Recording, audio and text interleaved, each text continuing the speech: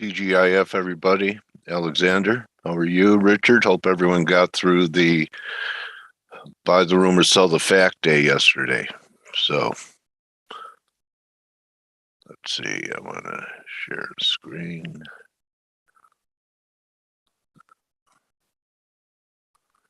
Everyone doing okay?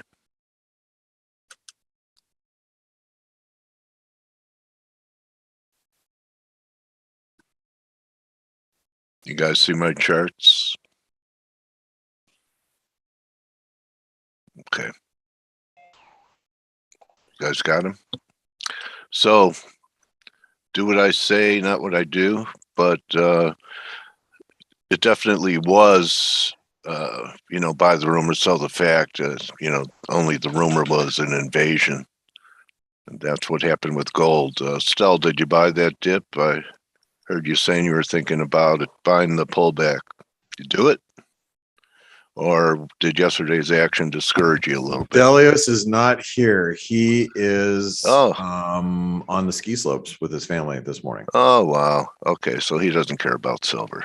Hard life, isn't it? Yeah, he does. He's not going to be. He's not going to be.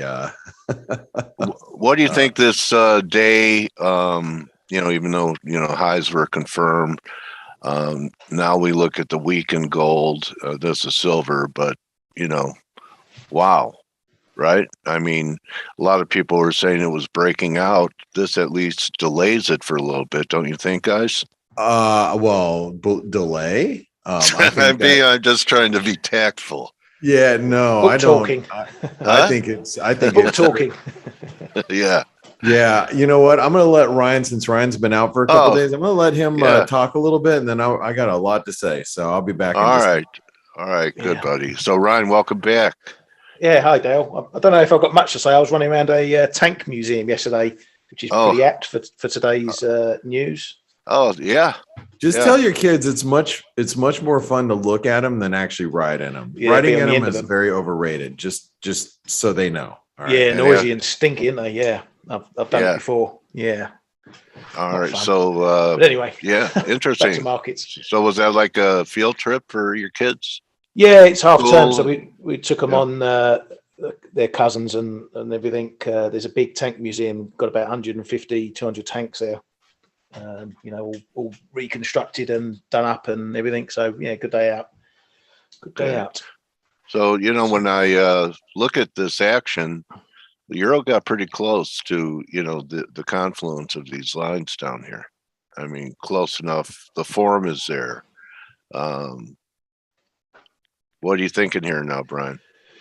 Yeah, well, I did the European crossover yesterday morning. I was telling the guys there. 111. If we get through 112, that was the area of the range we've been watching for forever.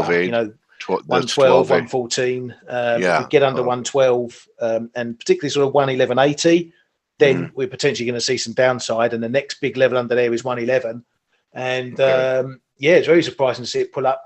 Just on basically on 111 yesterday. Now we're doing that game around 112. Are we going to stay above, below? It's becoming intraday. It's becoming a little bit pivotal. Since the break back up, it's holding. We've just had news out on the wires that from one of the Russian news agencies that Russia's ready to send a delegation to Minsk to have a chat with Ukraine and sort out maybe what that can do. So that's given risk a little boost. Not a huge boost, a little boost. I think there's an element of we've been here before, and meanwhile the tanks are still rolling. So until we get an idea that that's stopping, the market's going to be a little on edge as to how much they believe these headlines. But it could be. It could of course be. Yeah, we're going to sit down and talk after we've taken over all of Ukraine, and then we'll talk to you. But it potentially means they're sitting their stall out, Russia, as to what's going to happen after they finish doing what they're doing. Is that going to be it? Pack up, send the troops home and say, right, we've got Ukraine. That's where the border lies now. That's it. We're all going home now, and we'll keep Ukraine until whatever. So that's what we're looking at. But euro dollar, we're still flipping around on headlines. It's hard to sit in anything for more than 5 minutes, not expect to get a headline coming along that's going to give you a decent profit or flip you out. Okay, and S&Ps, I was talking 4120 to complete. It took it out, went to 4100. But I mean, it was classic. It was almost like the Gulf War replay, where oil and gold were going up into our move, our invasion, and that was the top in gold and oil, and you got low in equities and bonds. So, hopefully you'll learn from it, and also more hopefully is that you don't have to use that, pre-war wait for hostilities to begin to fade markets. Yen, I was talking to Blake and came in earlier about, when everything was happening yesterday, the yen was only down 5 or 10. That's before it started to accelerate, but pretty nice move in the yen. Came in, said it wasn't, US dollar yen wasn't going down because they're such a big oil importer. What do you think? Yeah. Good morning, still? everybody. Hey, came in. Morning, How mate. are you? Hey. Yeah, not too bad. This kind of broke out of this little downtrend it was in for a week or so. Yeah, there's a couple of things to say because yesterday's move. I don't know if you all, well, you must have all watched it, but I think so. First of all, there was US corporate buying for value end of value date month end in the dollars, but I'm pretty convinced they got a good helping hand from the Central Bank of Russia, because they intervened pretty heavily in the dollar ruble yesterday. It worked. Sorry? It looks like it's working. Yeah, but that at least temporarily need to buy some of those dollars back versus other currencies, because a bit like the S&P, they have like a reserve allocation, and I'm pretty convinced that was the 4 p.m. London move yesterday, where we did the low in the cable, the low in the euro dollar, the high in the dollar yen.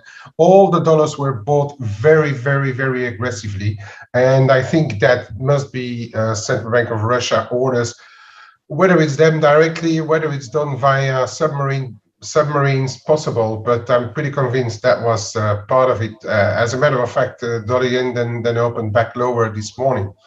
But then since this morning, there's a lot of risk buying going on. So somebody must have been aware of these talks starting between Putin or whoever and Ukraine.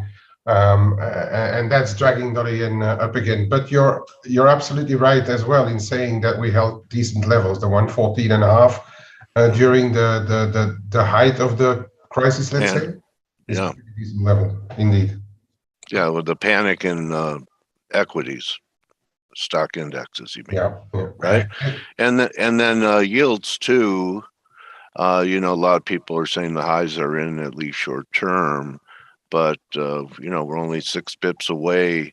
Maybe one more, the yen 117 and yields what, 210, 215 for a 3? I'd say so, because during the tensions, the yields were coming down, but actually, as already Stelios and Steve mentioned yesterday, I mean, war in a way is inflationary, not deflationary, right?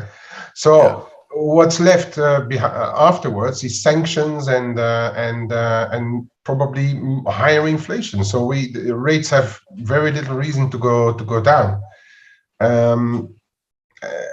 So. And then we also had Russia coming out and saying they're going to supply even more gas to Europe. It's like on one hand, we're going to war, and on the other hand, Europe, you're going to hit you with sanctions. Then you got Ukraine saying, Russia saying, we're going to give you more gas. Gas supplies aren't a problem. Yeah, but are they going to take it? I don't know. I think they need it.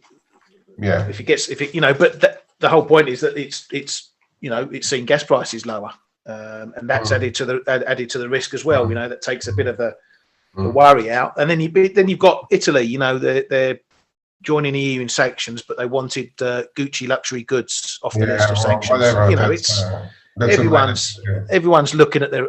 You know, they're saying they're going strong against Ukraine, but they're all looking after their own backs. You know, making sure Ukraine that doesn't grow a lot of cannabis, does it? They might want to start. Okay. Anyway, Well, you're running short. no, I just want to, meds. you know, make sure that could still get some of that Russian ganj. Anyway, so you know, we're definitely we're fighting this war. It's interesting. I was thinking about it. We're fighting this war out on the foreign exchange floor. The ruble's going to tell you a lot about what's going on. So you know, when things look like they're calming down, you know, you trade the short we can't side. trade it anymore. The What's that? We can't trade it anymore. The brokers have cut our access to the dollar ruble. Have they cut that off? Yeah. Okay.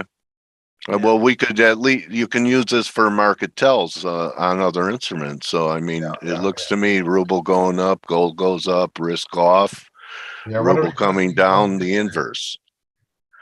Yeah. Russian stocks got annihilated. Look at these gaps. Yeah.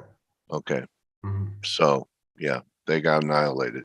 Yeah, so I would say the best way to defeat Putin is you know, get the Iran deal on and hope that gold to 1,500 and Bitcoin to 10K. I don't know. They have like a massive amount of gold, right? That's why I went short. Maybe that's why it came off. I mean, you know, to support their currency. That's why I sold yesterday gold. I went out much too early, but I thought at one stage they would try to get rid of some. Yeah, that may have been them. So I mean, it's being played out on our charts too. So I mean, to me now, the next important area is going to be, will it hold this breakout on a pullback if it gets here? Yeah, that's really the whole ball game there. And silver actually was worse yesterday. Look how it just, you know, took out these highs. Yeah, and you know who short silver now after it took out these highs. So I don't know, 22 and a half. I might look at it again. I was pretty fortunate to be able to take some of my silver longs off in the 25-30s, and before it turned around completely. So yeah, that was a great trade. So what do you think? Dollar third drive up here. I know, you know, I've been talking about that we, you know, looked incomplete with me with this high right here, kind of similar to the yen. Dollar's given quite a bit back, but the only thing that makes me inform it's good, but that's pretty good RSI reading in the dollar during that. So I'm thinking that, you know, maybe it's the beginning of a distribution phase, and maybe it takes a few weeks and they still generate another high in the Dixie without the RSI confirming on the 4 hour, you know, on some of the shorter term stuff. You hear, Blake? It could well be that there's another leg higher in there, but which will be triggered by higher rates, I think. But then on the other side, if the stocks recover more thanks to talks in Ukraine or the war, the blitzkrieg being over very quickly, maybe the dollar first a little bit on the weaker foot thanks to higher stocks. It's going to be important to know which dollar to buy if we think the dollar is in for another leg higher. I think dollar yen, dollar Swiss might be good options. But then if you look at the dollar emerging markets, they are taking the other side, right? Yeah, and this was a pretty nice failure in cable. I don't think it's done. I think we're going to take out these lows before cable puts in a bottom. Cable what do you think? It could still be at risk from all these sanctions. You know, as I mentioned before, there's a lot of Russian money in the UK, and you know, it could have been further running to the exit doors, getting the pounds out, you know, before the door gets slammed in their face with these sanctions and stuff. But you know, there's always the extra volatility there compared to, you know, euro dollar in cable. You know, if you look at euro sterling as you're looking there, you know, top to bottom range of you know 80 pips. That's not that's not huge given everything that's going on. Big enough intraday, but we're still walking the same old ranges. It's the first time though, Ryan, that euro has made a new low during this downtrend it's been in without EG making a new low. Yeah. I don't know. I'm just a reporter. It's the first time I've seen that in a while. And well, it was solid. It was solid before the 83 handle, and then it got broken over the Bank of England, reversed on the ECB, 15-20 minutes later, and now it's solid again down at 83. I keep missing it because I'm looking to get out my final bit of EU, get out my final bit of short and potentially turn long. But I'm still thinking we potentially could get a break through that 83. Maybe see those 2019-20 lows again, maybe a bit more. But, waiting on the resolution from all this stuff, and then we can get back on all the other things we were trading before, back on the central bank divergences, back on the economic data. We've got PCE out today. Is the market going to take any notice, or does it not really care because it's of all the geopolitical stuff going on? We already know CPI was up. So dude, along. Dude, who's duding? I'm duding. It's Blake. It's dude. What geopolitical risk? It's over. It's over. We're done. Didn't you hear? Did you guys not hear the news? Yeah, it's over. I believe it when Euro yen's at 135. And I know. Good morning. I'm sorry, but I wanted to interject about the inflation data. Or the PCE, which as if you watch the week ahead video, like I said, it's the most important data of the week, and it probably still is. But you're right. Will the market really care? Is the market too sidetracked on what's happening in Russia and Ukraine? Ahead of the news. So, what do you think, Ryan? I'm sorry, I'm just popping in. I was just in the middle of doing some things. So, what about the data? Yeah. Yeah, let's look at it. We've got core PCE, which is the main one everyone looks at. That's expected to come in at 5.1% versus 4.9% prior. As I said, we saw, was it a week and a bit ago, the CPI numbers, they came in higher. So it should really follow, unless it's something, massive variation from what we're expecting. I think the market's going to go, okay, fine. There's nothing major going on here. Let's get back to the geopolitics. I think it's going to fly under the radar, but still it's there to be traded. If we do get a big print either side, big miss, a big beat, take the market and what it's going to do. We've got some levels showing at the moment. If we get a shove down, for example, we're in a slight risk off mood. If we get anything that sends the price the opposite way, that's potentially a fade. You've got to look at which way the wind's blowing compared to what the data does. And that's basically what I look at. If the market's intraday is trending a certain way, or there's a certain sentiment, and a piece of data comes out against that, then you've got to think that that's a fade. Right. So that's a great point that you bring out there. So let's imagine, and let's just thinking from an inflation standpoint of the PCE. Let's say the data comes in with like prices index and prices paid. Ooh, sorry guys, I have a case of the Friday and the yawns. It just kind of came out. I can't control that one. But let's just say that the data comes in a little, light, and we've already got a tailwind this morning from the rally in equities as everybody thinks that these talks that are coming up, you're seeing some of the headlines that are coming out, is going to support risk. And so if we have some data that is actually supportive of a continued risk rally, what do you think here? I mean, do you want to be short risk? I was just telling the guys and gals in the chat room, and just here you can. For those of you that are not aware, let me just show you. This is the chat room. I just said if Bitcoin breaks 40K, I'd be very careful short risk. And that was a blanket statement to everybody. And I think it's something that, as traders, we need to be pretty well aware of right now is if you look at Bitcoin, and I got to tell you, I put in a pattern in play when we were at 35,000, when Russia was invading, and on that spike to 139.6, I exited it for a 13% move. But notice this 40K level, it's a big one. And we break above that, we're going to squeeze a little bit in risk. And I don't know if I'd really want to be short risk if that happens. This is you look at stocks right now, you're just getting people, whether it's buy the rumor or sell the news, or I don't want to even say that because that's what yesterday was.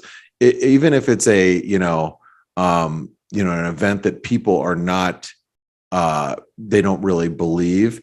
We are going into Friday, and what typically happens on Fridays, first of all, trends usually stick, intraday trends usually stick, and B, you usually get some short covering rallies. In a situation like this, I know there's risk that things could turn for the worse, but if you're short, especially down at the lows in the SPOOs below the breakdown point at 42.20, you got short down here in the S&Ps. You're staring in the face a possible squeeze back towards the 200-day moving average if you're wrong. So you start looking at the risk reward thinking, I don't know if I really want to be on the short side of risk at this point, right? So we could just the fuel could really accelerate a squeeze higher if we have weak inflation data today. So do you have any guys have any thoughts on all that? Yeah, I think you're right, Blake. But just a quick point. You said 40K is big in Bitcoin. Sometimes when you get choppy markets like this, the big figures in all markets become center point, if you like, for where resistance and support turns up. S&P there, 4,100. And here we are trying to get through 4,300.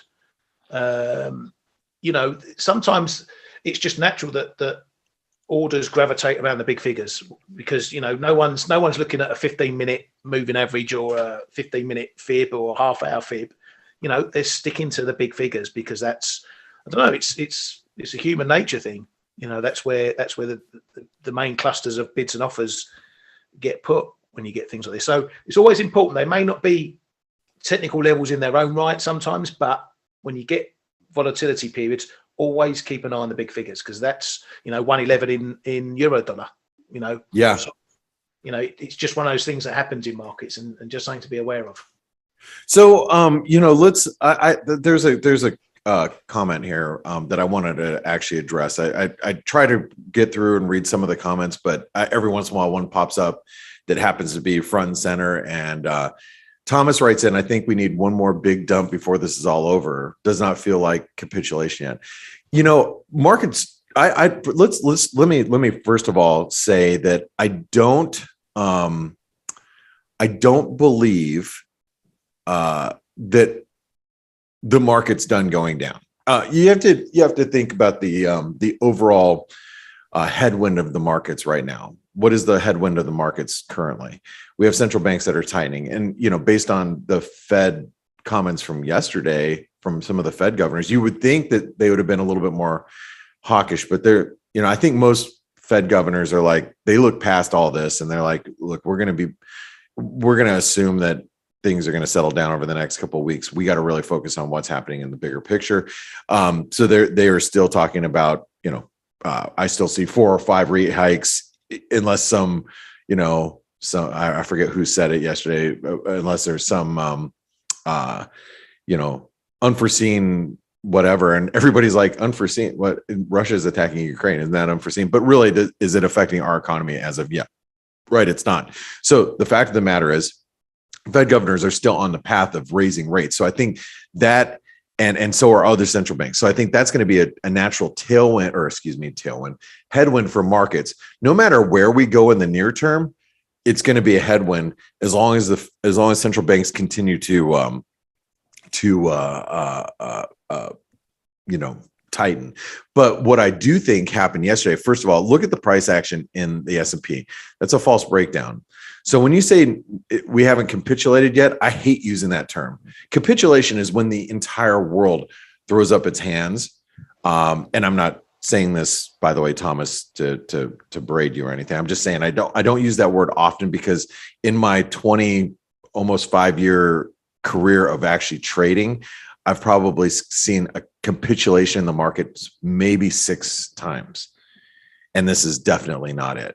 So I agree with that statement, but we're not even going to see it unless, capitulations are like when it is like you see cross markets and everything else. Matter of fact, let's ask K-Man. I mean, you've been around longer than Ryan and I. Ryan and I traded basically about the same amount of time. K-Man, how many times have you seen the markets capitulate? Capitulate, like completely crap the bed, where you start seeing like like the dollar Canadian capitulating at 79 cents or 80 cents. I was watching it and we were crossed by 50 pips on bid and offers, and it was right here, or was it 90 cents? 80, 90 cents. I was thinking 80 cents. But at that point, and that lasted for approximately 15 minutes in European trade, and I was awake. But that's like a rare instance. Like I'll never see that level again. Those are generational places. What do you think? Probably, maybe not more than 4 or 5 times. Yeah, I mean, you got, and it had to be some kind of a surprise event, or a black swan event, how you call it, or something that the market did not believe could happen, like 2007, 2008. Yeah, like this was. I mean, you have to imagine like this dollar Canadian. I can think of 1987. Then the war in what is it, Iran, Iraq, and then of course 9/11 and the big crisis. Yeah, so when people don't, that's exactly it. People don't believe that can happen. Like, you imagine this dollar Canadian. I mean, this is a currency market, you guys. So you got to think about this. You're down 43% over the course of a year. Like your currency basically is doubled. And I remember when this happened, you had, since we live in the United States, when you buy a book, like it says US, Canada prices, like people were reprinting books to adjust for the Canadian dollar ripping in value. And people just were like, there's no way this can't continue. This can't continue. But they were saying that for like 6 months. And then, then you had your capitulation. But anyway, the point I want to make here is I don't think that's capitulation. And based on my experience, and I told you guys this earlier this week, I've seen a lot of invasions of military operations in the last 25 years, not to include my actual being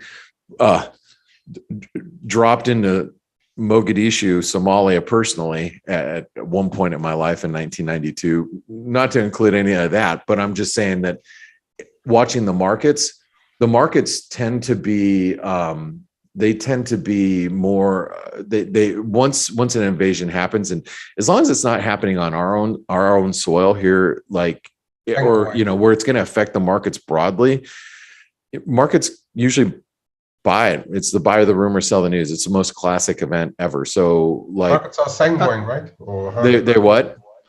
Sanguine. How do you say it? Yeah. They tend to forget very quickly after even some capitulation. Yeah, I think you also have to make a difference between a proper capitulation and a blowout, where the news gets so much that you get a mini crash because everyone just hits the sell button, and you get a mini blowout. Yeah, like dollar yen falling 300 pips, S&P's falling 300. But that's not a capitulation. That's just a short-term market blowout. Yeah. And you have different events. I mean, if you look at the Japanese earthquake, that was something completely different, right? But that's not capitulation. That's massive repatriation and things like that. Which hut were you in? Like, when you see how people live in parts of Africa or in any third world country, you realize how every one of you that are listening right now hit the gene pool lottery. And I'm not saying that to be exaggerate. Anyway, hey, we're literally a minute away from data, so let's watch it. Right, 10 seconds. Well, thank you for the. I'm going to throw up the euro right now. Hold on. I'm sorry. I'm behind the curve. Okay, here's the data flash you guys get with ForexAnalytix. You can see how quickly the data comes out. So that hasn't really affected the Durable market. goods higher. Yeah, they're higher. Revisions are higher. So you would think that the dollar would slump on that, and you think 6.1% for PCE, and the core is in where was it? Well, that's much higher. 5.2%. 5.2%. So it beat yeah, and you think expectations. the stock market would come That's down higher. because everybody would think, hey, the Fed's gonna stay, pretty hawkish here, so stocks would come down. And if they don't, that's scary. If stocks don't come down after that hot print, I would be really worried about being on the short side. Right? I mean, what do you guys think? You always have two sides to the coin. If PCE stays high and durable goods stays high, it's good for the economy. So why would stocks come off? You can have both. Monetary policy. That's what I'm saying. Is the Fed's going to keep the pedal to the metal? Yeah, but and that's also you remember what I said, like even last year, end of last year. For me, what's really going to matter. A stock market can withstand some rate hikes for as long as growth supports enough the economy. That's what I mean. So yes, the higher rates might weigh on the stock market because that's a mechanical effect. But if it goes paired with enough growth, and then I think stock markets could actually hold up pretty well. Yeah, that goes back to what we've had this discussion before. I think when people were saying that stocks should come off when the Fed tightens, but like Kay says, you have to match it up with the economy. Why are rates rising? Rates would not be rising unless the economy could withstand them or is doing well enough to be able to sustain them. Okay, and that a fair point. But would we agree? And by the way, Dale, do you have an interview today? Kirk, are you here? I guess not. I tried to squeeze one in. Oh, you tried to. Okay. Yeah. If he pops up, then let us know. I'll be quiet after that. But let me take it a step further with that. Oh shoot! I've just blanked what I was going to say. No, I don't think either of us disagree with the fact that stocks can't drop on the Fed tightening or anything like that, or inflation going high. That's the point. Yeah. That's not the question. It comes down to a balance. What's going to weigh more? Is the economy going to suffer for rate hikes, and then that's obviously double bad because then you got inflation and a weakening economy, or is the economy going to hold up its part of the scenario and continue doing well enough that it can weather rate hikes? And if that's the case, that's your bullish point for stocks. So and let me just make sure I we all understand each other correctly. The stock market is not the economy. It is not the economy. People like to they like to assume that the stock market's the economy, but it's not the economy. Yeah, right. I can concede a bit of that point. It used to be the economy because it's tons and hundreds of huge businesses in the US, and the stock price should go up and down based on how well or badly those companies are doing. Yeah, but now the market's more of in the last 20 or last 12 years, it's more of these are now products of monetary policy. Yeah, no right. I mean, I agree with your statement, but we're not living 2 decades ago, which we traded in, both you and I, and obviously K-Man and Dale as well. We could all agree that 2 decades ago, I would have said that the stock market is the economy. Right. Yeah. Yeah. I mean, it's sad, right? So now we have to, today's market we are now focused on monetary policy because this is engineered, guys, just to make sure we're clear here. This is, let's understand, this is quantitative easing. Right? Yeah. K-Man, do you disagree? I mean, you've been around a long time, longer than us. You've been on trade desks for 30 some odd years. So do you disagree with that? You mean quantitative easing drove the stock market higher? Yeah. Yeah. And massive injections like we have never seen before. Yeah. So money has to go somewhere. So that's why we have to be extra sensitive right now to a reduction of monetary policy. That's why. So there's a difference. I'm sorry. There's a difference between hiking rates and quantitative tightening, right? Yeah, there is. I agree with that. So anyway, I know this is a lot of, we're just having this conversation because Dale, typically Dale would have an interview, and if it's Friday, we usually cut off a little bit early. But I'm glad you guys are all here because I got a few more things that I'd love to talk about. So here we got Bitcoin that's approaching 40K. This is, one of the most, again, the reason why I benchmark my decision making right now off of Bitcoin is not because I'm a Bitcoin lover necessarily. I mean, I trade in and out of Ethereum quite a bit, and I buy and sell Bitcoin quite a bit.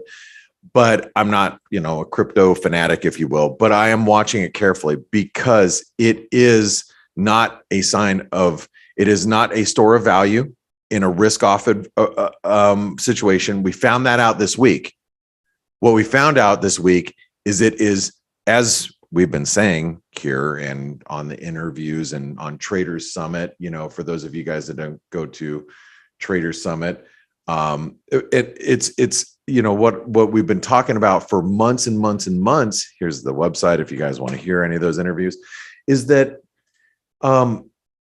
it's a risk. It's the riskiest asset you could be in. And we saw a perfect example this week. So now that it's ripping, that means risk is going to rip, right? Am I wrong? Am I smoking crack? I don't know what you're smoking. I think it's Friday. Maybe I am. We don't know about Maybe I am. Is it Russian crack or is it? It might be. It might be Ukrainian crack because that sounds better.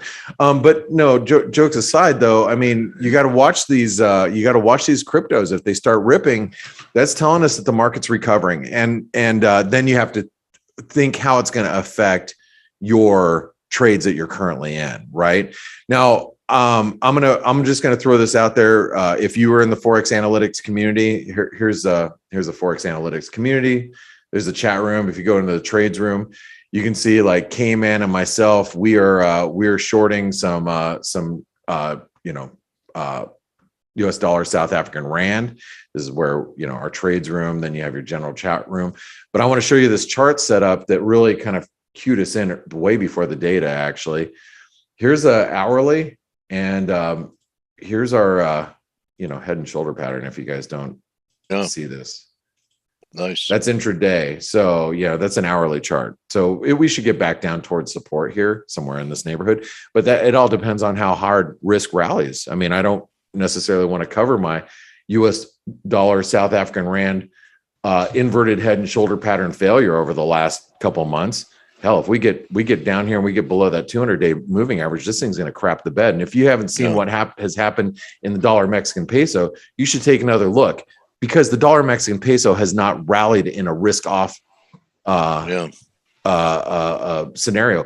So my 2 cents is the dollar Mexican peso is going to be trading back down here, probably back towards 20 in the coming months. Now, if you guys want more information on how to join the ForexAnalytix community, join the trader funding program, because you get ForexAnalytix included for a certain amount of time with the traders funding program. So I'm going to put this in the chat box to everybody. You guys check it out when you can.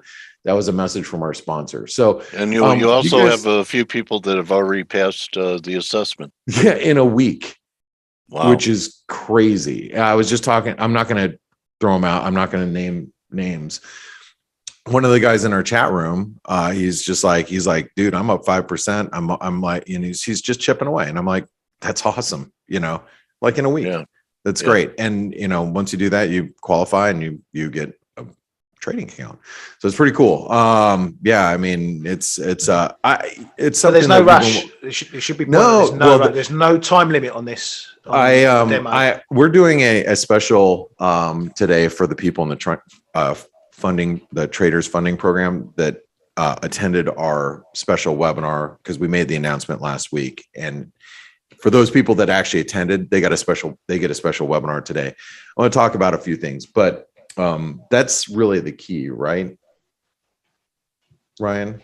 Yeah. There's, No time. you know, No some time of these limit. funding programs, you know, you get a time limit. You got to qualify by X amount of time, but not here because, you know, you can't put pressure. That's not trading, saying you've got to make X amount by a certain date. That's not how you trade. You trade to make money where you're comfortable, how you're comfortable in your own time. That's a big edge. It's the differentiator, Dale. Anyway, hey, real quick. So here we got markets are just pushing higher. Again, I got to say, guys, be careful. You know, there are pairs that you guys can watch too, in currencies. If you guys trade currencies or at least watch currencies, keep an eye on like the Euro Aussie. The Euro Aussie is falling apart here. We're gonna come into this trend line support probably about 154. I got hit on a bid on the pound Aussie. I think I put a bid because I put in a bid at the 200-day moving average like a couple of days ago, and I forgot the order was out there. I got hit overnight, and I was like, "Oh crap, I'm long the pound Aussie," and then I took a loss. I said it all in the ForexAnalytix chat rooms, but I'm like, damn, I got hit on a bid and I just took the loss because I thought risk is going to, continue, which it is. And so we're seeing the pound Aussie drop pretty aggressively. Pound New Zealand is coming apart. Euro New Zealand. These are great risk proxies. If you guys don't watch them, you should. These are the ones that you should be watching as you're navigating through the markets intraday. And then take a look at gold. Oh my mother of, I know this is my chart of the day yesterday, but how you have to imagine how green. Well, it came across Reuters, Blake, that you were going to sell your physical at 2100. So someone front ran you, man. No, but like think about it. How green was that candle at one point yesterday? Yeah. I mean, that was a double bottom. We are going to rip it, but it obviously reversed, and that problem with that is that it has now really just screwed anybody who was short. They got stopped out. Yeah. And everybody that was long or getting long looking for 2100 is now in the process of getting stopped out.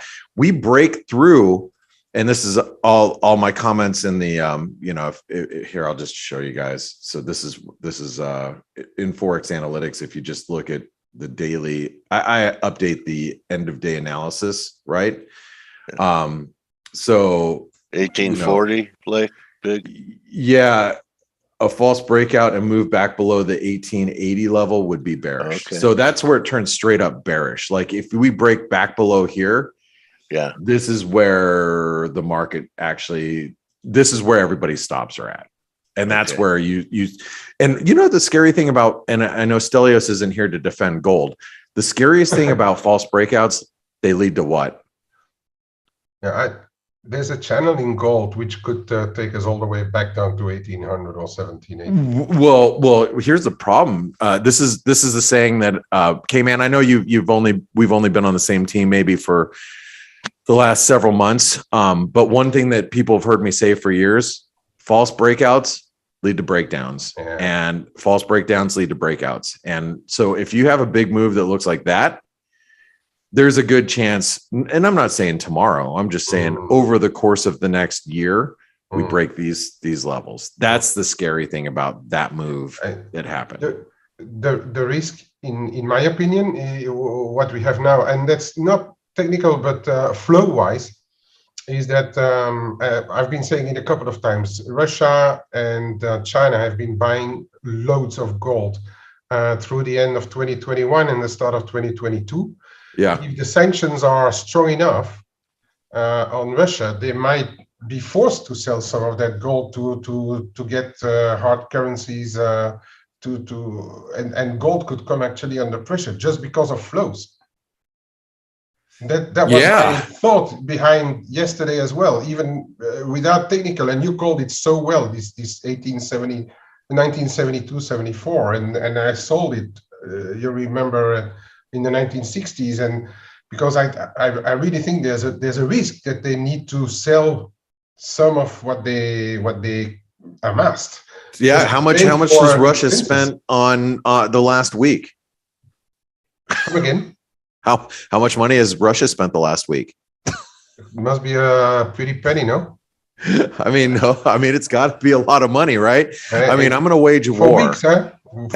Yeah. How long have they been and so stationed now, along the now I got border? to mobilize troops and blah, blah, Petrol blah. bill, gasoline bill is going to be high at these prices. Yeah. I mean, I know they have, you know, a lot of access to energy, Yeah, they have obviously access, being, but it's the rest. yeah, you're right. I came in. I think it's perfect way to look at it. And it's scary. It's scary if you're long. I mean, I'm not, I'm don't not saying that they will have to, because I mean, They consider it.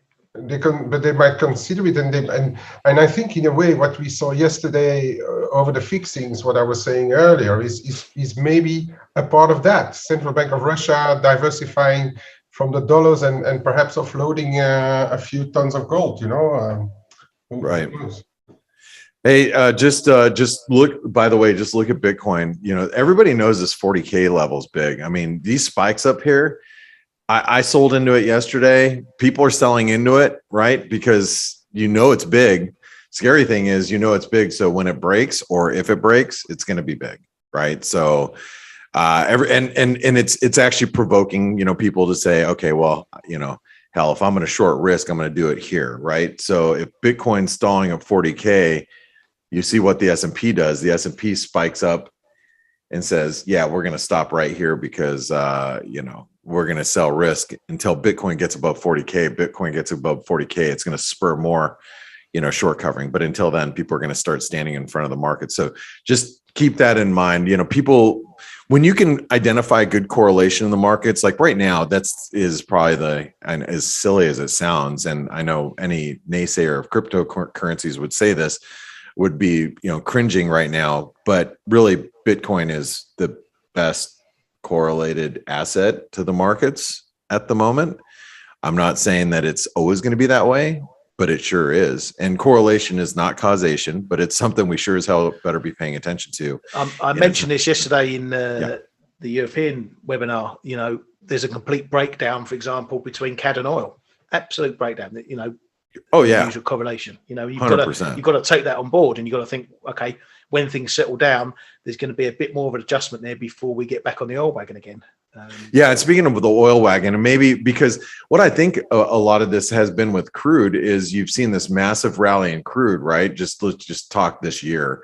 You've seen this like steady climb, and this is the FX market just kind of ignoring this, saying, yeah, crude's at these levels, but we're not really following it anymore. You know what I mean? It's now starting to ignore it. But I think if you start to see some two-way price action in crude oil, you'll start to see it affecting the Canadian and Norway and things like that. And that's why we should also be watching pretty carefully, you know, these lows. You know, we start getting below 90 in crude oil, that's probably going to, you know, provoke some selling back towards this, you know, 80 some, I would say 86 or whatever that is right there. We should be looking for that on the way back down. Anyway, but the trend is your friend in that one, isn't it? I mean, look, it is. It definitely is your friend. If it had busted up to sort of 104, 105, you're looking at the similar situation to gold. Then, you know. Yeah, think about how many people have tried to short this. I tried to short in crude 2 weeks ago or a week and a half ago, and I got run over by $1.50, and I was like, nope, that's it. I'm not doing it. You know, and so. Anyway, yeah, so that's just some food for thought. Anyway, I'm gonna go ahead and wrap things up here. Dale, you obviously didn't get your interview guy in, and I want to say thank you all for supporting ForexAnalytix. I appreciate it. Again, check out the trader funding program if you can. You know, look at the video down below. There's just a little 2-minute video right here. You can watch that if you don't want to read through all the stuff. I'll give you a good general overview of what the trader funding program is. A lot of people are doing it. You know, it's a good program. It's really allowing people to have the opportunity to access larger amounts of money, you know, if they're qualified. And, you know, you obviously have to go qualify. And if you think you're a decent trader, then you should be really looking at that program. So with that being said, I want to say have a great weekend, everybody. Thank you all for being here. K-Man, I appreciate all your comments. Ryan, as always, you know, Stelios is out. And Steve, I think, is in a meeting right now. So I was worried for a while that the two Greeks were gone. I mean, are they tangled up? Well, you know, been the conscripted. negotiations, in Been called up for the I don't know. army. Yeah. they have, and to go, you know, get on the Turkish border really quick and go Yeah, I mean, go they're find some Greeks, huh? drachmas under the table, I think is what they were looking for. And no, just I kidding. still have a bit of old drachma in a wallet somewhere.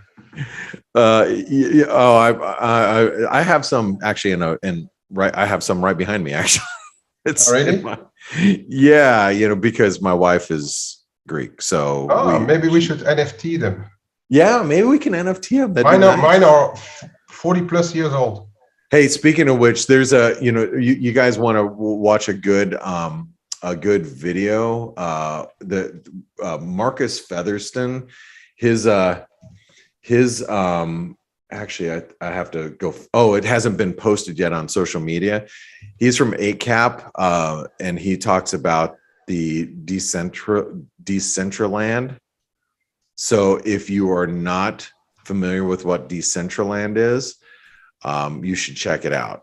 It's the metaverse, and he talks about like the currencies that are involved with that and how he's bearish it, and it's really interesting. It's a very fascinating interview that I got to do this week, and that'll be out. Just follow, you know, Trader Summit. Just go and bookmark this website, tradersummit.net, and I put it in the link. Go check it out. It'll be out here shortly.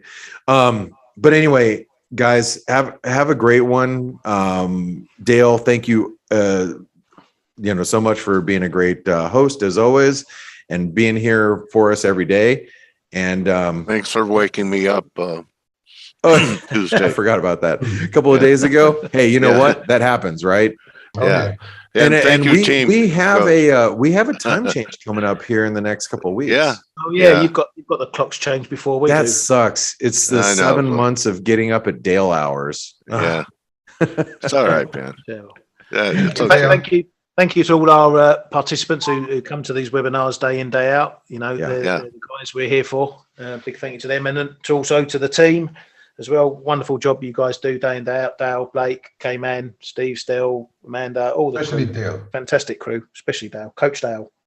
Coach Dale. All right. Thank you, guys. And Thanks, everybody. really for laying it out leaving it all on the court for our community this week.